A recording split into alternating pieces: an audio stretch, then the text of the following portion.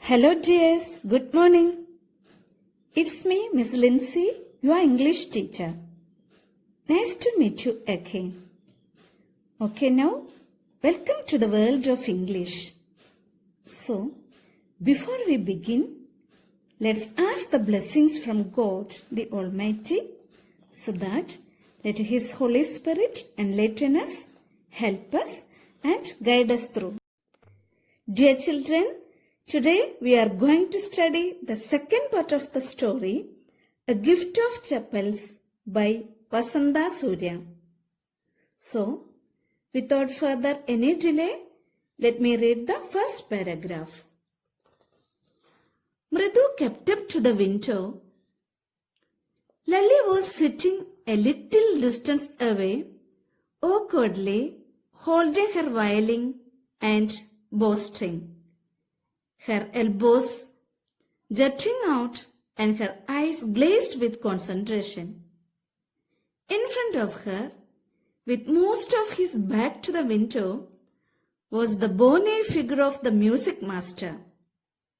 He had a mostly bald head with a fringe of oiled black hair falling around his ears and an old-fashioned tuft.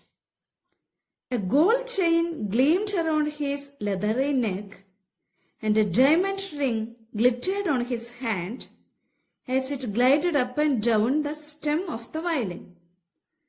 A large foot stuck out from beneath his gold-bordered vesty edge, and he was beating time on the floor with a scrawny big toe.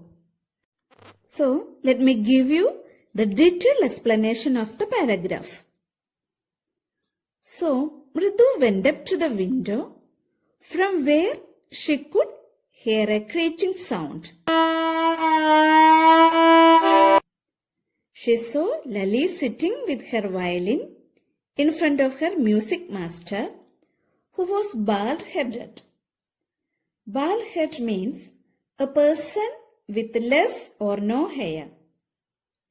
He was wearing a gold chain and a diamond ring. Lally tried her best to learn notes, but her tracks were not correct, whereas melodious tones came out of master's expert hands.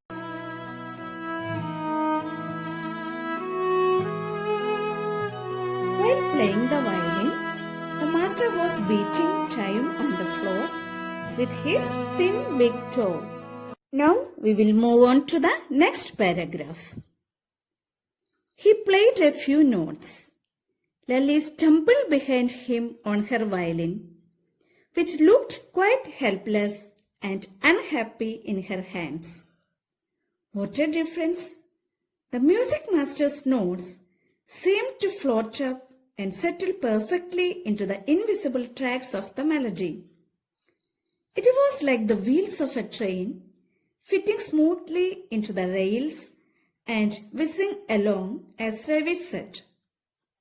Mridu stared at that huge, beringed hand moving effortlessly up the violin stem, making lovely music. Squawk! There was Lally derailing again.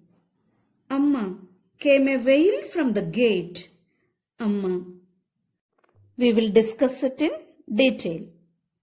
Here it says that the master played a few notes and Lally tried her level best to repeat as her master did. But she failed in her attempt. Mridu, Meena and Ravi enjoyed the master playing violin. All on a sudden, they heard someone calling Amma for help. It was a beggar. Children, we will continue with the next paragraph. Ravi, send that beggar away, cried his mother from the back veranda, where she was chatting with Tappy. He has been coming here every day for the past week, and it's time he found another house to beg from, Patty explained to Tappy. So here, when their mother heard the beggar's voice, She told Ravi to send the beggar away as she was talking to Mridu's grandmother. The mother was not happy as the beggar was visiting their house every day for the past 1 week. We will move on to the next paragraph. Mridu and Meena followed Ravi out. The beggar was already in the garden, making himself quite at home. He had spread his upper cloth under the neem tree and was leaning against its trunk, apparently prepared to take a little snooze, while he waited for the arms to appear. "Go away," said Ravi sternly. "My Patty says it's time you found another house to beg from." So here, the children went outside to send back the beggar, but the beggar had already spread a cloth to take rest under the neem tree. So, Ravi asked him to go and find another home for help. Children, we will read the next paragraph together. The beggar opened his eyes very wide and gazed at each of the children one by one. "The ladies of this house," he said, at last in a voice choked with feeling, "are very kind souls. I have kept my body and soul together on their generosity for a whole week. I cannot believe that they would turn me away." He raised his voice, "Amma, Amma." Sad his wail might be, but it certainly was not feeble. It began in a deep, strong rumble somewhere in his withered belly and came booming out of his mouth with its few remaining teeth stained brown with beetle chewing. The beggar opened his eyes and looked at the children as he could not believe his ears, because the ladies of the house were very kind to him whenever he visited the house for help, and once again he raised his voice and called Amma for getting some help from them as he was very hungry. And it says that his teeth were brown in color as he had the habit of chewing beetle. Children, we will move on to the next paragraph. "Ravi, tell him there is nothing left in the kitchen," called Rukumani. "And he is not to come again. Tell him that." She sounded fed up. Ravi did not have to repeat it all to the beggar. What his mother said had been easy for them all to hear there under the neem tree. The beggar sat up and sighed. I will go, he said wearily. "Only let me have a rest here under this tree. The sun is so hot. The tar has melted on the road. My feet are already blistered." He stretched out his feet to show large pink peeling blisters on the soles of his bare feet. So finally, the beggar decided to go from the house as he heard the sound of Rukumani shouting to Ravi. But he requested to allow him to sit there until the burning heat of the sun to cool down, as he had no any chappals. Children, we will continue with the next paragraph. "I suppose he does not have the money to buy chappals," Mridu whispered to Meena and Ravi. "Have you got an old pair in the house somewhere?" "I don't know," said Ravi. "Mine are too small to fit his feet, or I would have given them to him." And his feet were larger than Mridu's and Meena's. So here it says that Mridu, the little girl, felt pity on him and asked Ravi to give him a pair of slippers. and the children were ready to give him their slippers, but found them too small for him to wear. Let me move on to the next paragraph. The beggar was shaking out his upper cloth and tightening his dhoti. He raised his eyes and looked fearfully at the road, gleaming in the afternoon heat. He needs something on his feet, Meena said, her big eyes filling. It's not fair. Shh, said Ravi. I'm thinking about it. Blubbering, it's not fair. It's not fair. It's not going to help. In 2 minutes, he will be frying his feet on that road. What he needs is a pair of chappals. So, where do we get them? Come, let's search the house. He pushed Mridu and Meena into the house. At last, the beggar rose up and tightened his dhoti and got ready to go. And the road was still very heat. So Meena started crying, thinking the pathetic condition of the beggar, and Ravi too felt very bad. So, 3 of them started searching for a pair of chappals so that the beggar can walk smoothly even though the road is heated. We will move on to the next paragraph.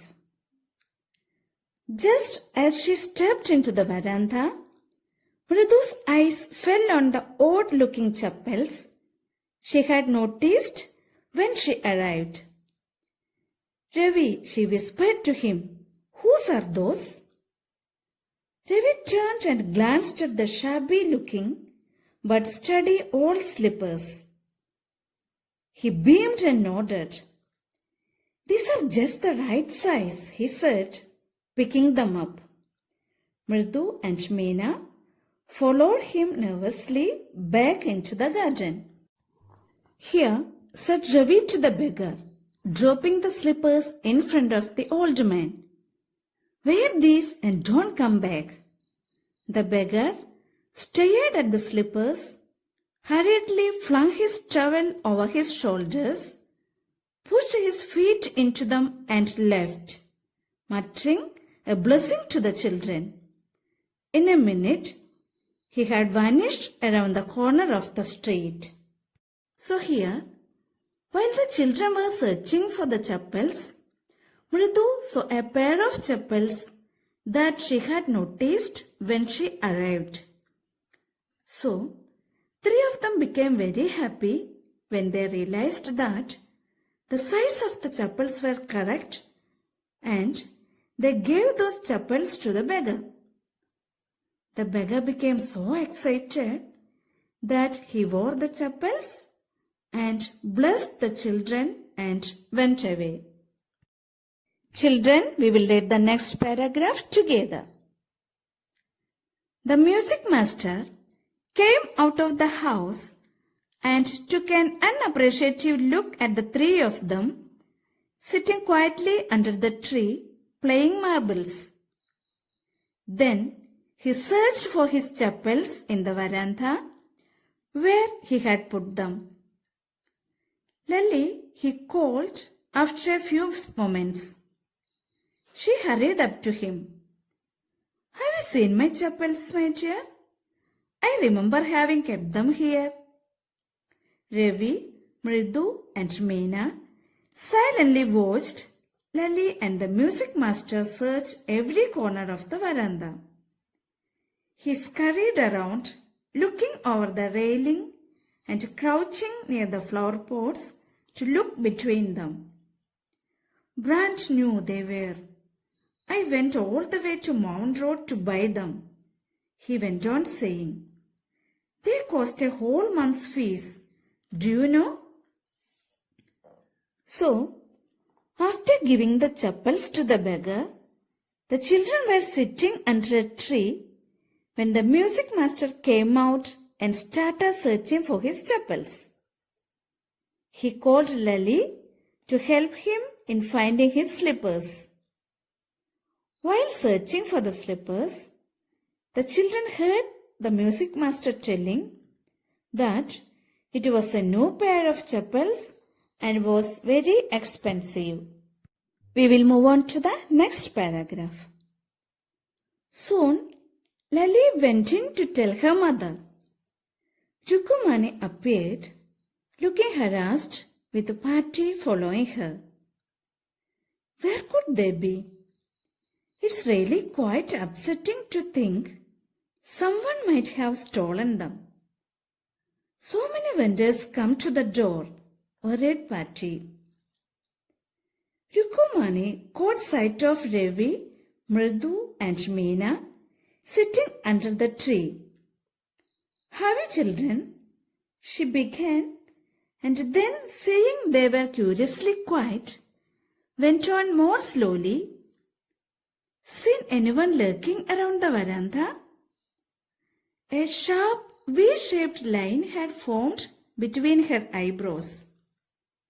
Another straight, tighter one appeared in the place of her usually soft, pleasant mouth. Rukumani was angry, thought Mridu with a shiver. She would not be so upset if she knew about the poor beggar with the sores on his feet, she tried to tell herself. So, when Rukumani came to know about the missing of chappal, first she suspected the vendors who used to come there. But when she noticed the children were unusually quiet, she understood that the children were behind the missing of the chappals and she scolded them. Children, we will move on to the next paragraph. Taking a deep breath, she cried, Rukumani, there was a beggar here. Poor thing, he had such boils on his feet. So, said Rukumani grimly, turning to Ravi, you gave the music master's chappals to that old beggar who tends up here?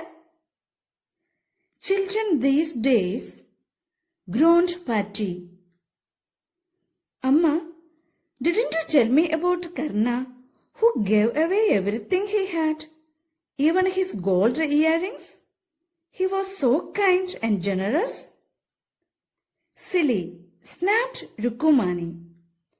Karna did not give away other people's things. He only gave away his own. But my chappals would not have fitted the beggar's feet. Ravi rushed brashly on, and Amma, if they did fit, would you really not have minded? Ravi, said Rukumani, very angry now. Go inside this minute. So here, when Rukumani scolded them, Mridu told her that she would have never scolded them if she knew and saw the wounds on the beggar's feet. And Ravi argued her, saying about Karma, who gave his precious things to others. But mother scolded them by saying that he gave away what was his own. But again Ravi told her that his chappals were too short for the beggar. Children, we will read the next paragraph together. She hurried indoors and brought out Gobu Mama's hardly worn new chappals. These should fit you, sir. Please put these on. I am so sorry. My son has been very naughty. The music master's eyes lit up. He put them on, trying not to look too happy. Well, I suppose these will have to do. These days, children have no respect for elders. What to do? A Hanuman incarnate. Only Rama can save such a naughty fellow. Rukumani's eyes flashed. She did not seem to like Ravi being called a monkey, even a holy monkey. She stood stiff and straight by the front door. It was clear she wanted him to leave quickly. So, here Rukumani went inside the house and brought Gopu Mama's new chappals and gave them to the music master. The master was very happy getting them new chappals, but still pretended as though it was tough for him to accept them. And then he called the children naughty monkeys, and the mother did not like Ravi being called a monkey. She wanted the teacher to leave the place immediately. Children, we will move on to the last paragraph. When he had clattered off in his new chappals, she said, Mridu, come in and have some tiffin. Honestly, how do you children think of such things? Thank God, your Gobu Mama does not wear his chappals to work. As she walked towards the kitchen with Mridu and Meena, she suddenly began to laugh. But he is always in such a hurry to throw off his shoes and socks and get into his chappals as soon as he comes home. What's your mama going to say this evening when I tell him I gave his chappals to the music master? So here it says that after the music master left the place, Rukumani called the children home and offered them some snacks. And she thanked God that Gopu Mama's chappals were there. But she laughed and thought, how much upset would be Gopu Mama when he returns home? Also, she said that she would take all the blame on herself. Children, hope you could follow me. So now, it's time to wind up the session today. I request all of you to like and subscribe my channel. Thank you.